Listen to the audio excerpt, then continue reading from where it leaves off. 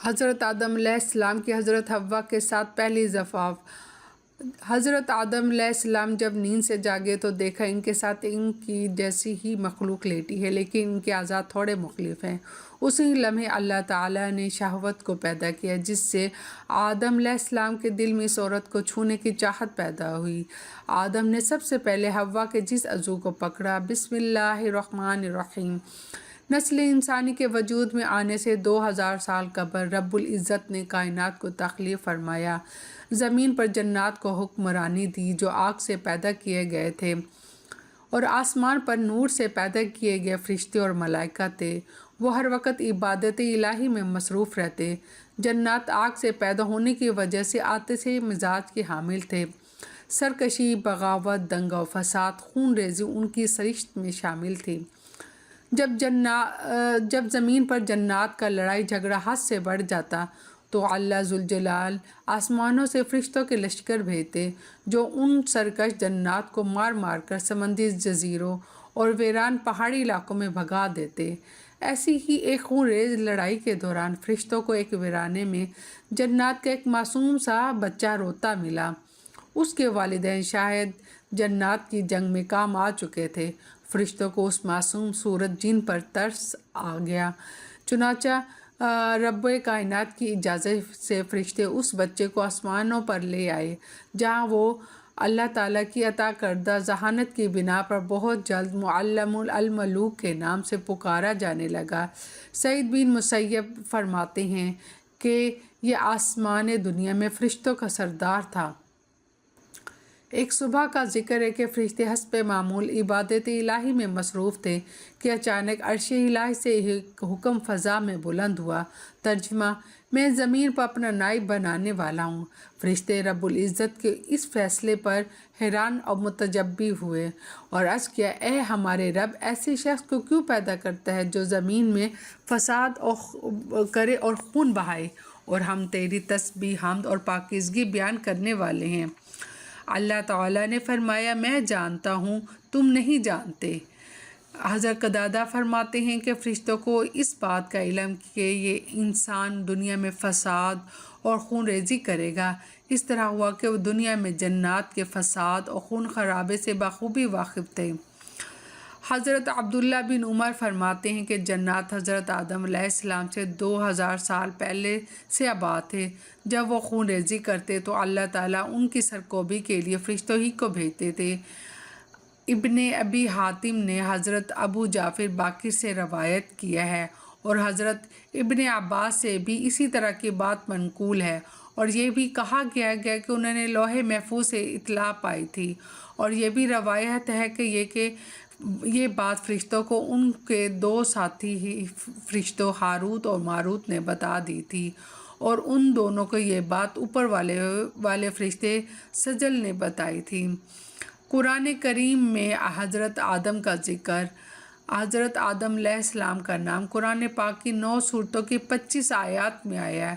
سورۃ بقرہ میں 5 جگہ، سورۃ آل عمران کی 2 آیات میں، سورۃ مائدہ کی 1 آیت میں، سورۃ اعراف کی 7 آیات میں، سورۃ اسراء کی 2 آیات میں، سورۃ الکہف اور سورۃ مریم میں 1 جگہ پر، سورۃ طٰہٰ میں 5 مقامات پر، اور سورۃ یاسین میں 1 جگہ پر۔ سورۃ بقرہ، سورۃ اعراف، سورۃ الاسراء، سورۃ کہف اور سورۃ طٰہٰ میں نام اور صفات دونوں کے ساتھ ساتھ سورۃ حجر اور سورۃ صاد میں فقط صفات کے ساتھ ذکر کیا گیا، اور جبکہ سورۃ آل عمران، سورۃ مائدہ، سورۃ مریم، سورۃ یاسین میں ضمنی طور پر نام لیا گیا ہے۔ تمام نعمتیں اور آسائشیں ہونے کے باوجود حضرت آدم علیہ السلام نے جب جنت میں تنہائی اور اجنبیت محسوس کی تو اللہ پاک نے حضرت حوا کو پیدا کیا۔ محمد ابن اسحاق حضرت ابن عباس سے روایت کرتے کہ حضرت آدم علیہ السلام سو رہے تھے کہ اللہ پاک نے ان کی چھوٹی پسلی سے حضرت حوا علیہ السلام کو پیدا فرمایا۔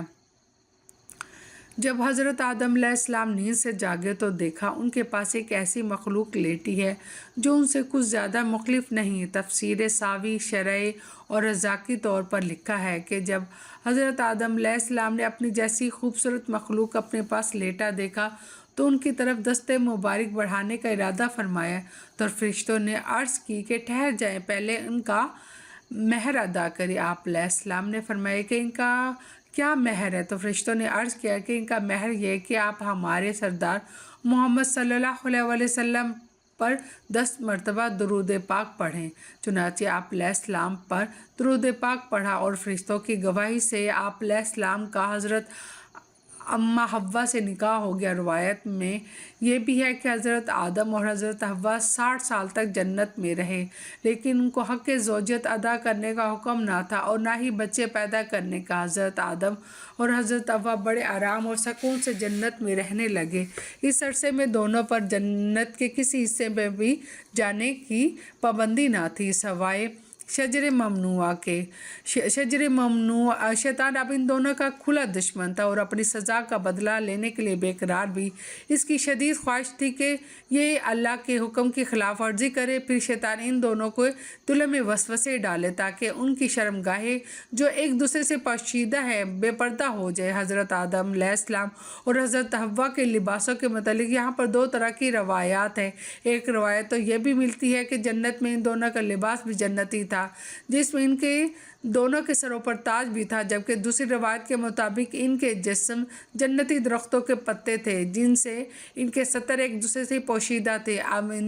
اب شیطان روز ان کے دلوں میں وسوسے ڈالتا اور ایک دن کہنے لگا، تمہارے رب نے تم دونوں کو اس درخت سے اس لیے منع فرمایا ہے کہ کہیں یہ پھل کھا کر تم فرشتے نہ بن جاؤ، کہیں ہمیشہ زندہ رہنے والوں میں سے نہ ہو جاؤ۔ شیطان کی شیطانی اور بہکاوی باتیں سن کر حضرت حوا سوچنے پر مجبور ہو گئی۔ آخرکار شیطان کی مسلسل کوششیں اور سازشیں رنگ لے آئیں۔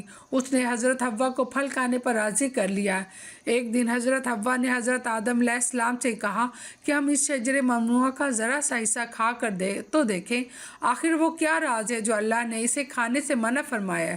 شروع میں تو حضرت آدم اس کے لیے قطعی طور پر تیار نہ تھے، لیکن پھر حضرت حوا کے مسلسل اصرار پر بادن ناخواستہ وہ بھی راضی ہو گئے۔ خیر، حضرت آدم اور حوا پھل کھانے پر تیار ہوئے۔ ابھی پوری طرح پھل چکھا بھی نہ تھا کہ ان کی شرمگاہیں ایک دوسرے پر یاں ہو گئی، جس پر دونوں نے پریشانی کے عالم میں جنت کے درختوں کے پتے توڑ توڑ کر اپنے بدن چھپایا۔ اللہ نے ان کو دونوں کو پکارا اور فرمایا، کیا میں نے تم کو منع نہیں کیا تھا کہ اس درخت کا پھل نہ کھانا اور شیطان کے ورگلانے میں نہ آنا؟ یہ تمہارا کھلا دشمن ہے۔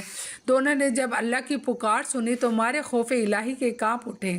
اللہ پاک فرمانے لگے، اب تم دونوں ایک خاص مدت تک زمین پر ہی رہو گے جہاں تم ایک دوسرے کے دشمن ہوں گے، اور وہیں رہنا ہے، مرنا ہے اور اسی میں سے پھر پیدا ہونا ہے۔ پھر دونوں کو زمین کی طرف روانہ کر دیا گیا۔ روایت میں کہ حضرت آدم علیہ السلام ہند میں جبکہ حضرت حوا کو جدہ میں اتارا گیا۔ دونوں ایک دوسرے کو ڈھونڈنے لگے، ایک دوسرے کو ڈھونڈ نہ پائے۔ حضرت سعدی لکھتے ہیں کہ حضرت آدم علیہ السلام جب ہند میں اترے تو ان کے پاس حجر اسود اور جنت کے درختوں کے پتے بھی تھے جن کو انہوں نے زمین پر پھیلا دیا۔ حضرت ابن عباس سے مروی ہے کہ حضرت جبرائیل علیہ السلام حضرت آدم علیہ السلام کے پاس آئے اور گندم کے 7 دانے ساتھ لائے۔ حضرت آدم نے پوچھا، یہ کیا ہے؟ عرض کیا، یہ اس درخت کا پھل ہے جس سے آپ کو روکا گیا تھا، لیکن آپ نے تناول فرما لیا۔ اب میں اس کا کیا کروں؟ عرض کیا، ان کو زمین پر بو دیجیے۔ حضرت آدم ایک طویل عرصے تک اللہ کی بارگاہ میں روتے رہے۔ ایک دن اللہ پاک کو حضرت آدم کی گریہ زاری پر رحم آیا تو اللہ پاک نے حضرت جبرائیل کو بھیجا کہ آدم کو معافی کی خوشخبری سنا دو۔